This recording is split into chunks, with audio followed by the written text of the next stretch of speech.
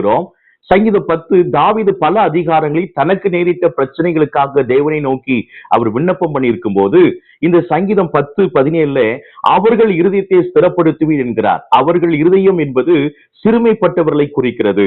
12வது வசனம் ஏழைகளை மறவாதியும். 18வது வசனம் திக்கற்ற பிள்ளைகளுக்கும் ஒடுக்கப்பட்டவர்களுக்கும் நீதி செய்ய உங்களுடைய செவிகளை சாய்த்து கேட்டருளுவீர் என்று கூறுகிறார்.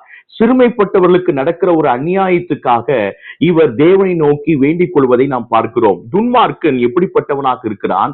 3வது வசனத்தில் தன்னுடைய துன்மார்க்கத்தில் அவன் கர்வம் உள்ளவனாக, பெருமை உள்ளவனாக காணப்படுகிறான்.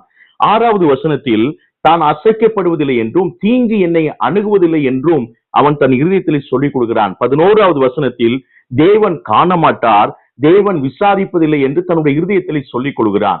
ஆகவே இப்படிப்பட்ட துன்மார்க்கன் சிறுமைப்பட்டவர்களையும் திக்கற்றவர்களையும் ஒடுக்குவதை பார்த்து தாவீது தேவனை நோக்கி மன்றார்.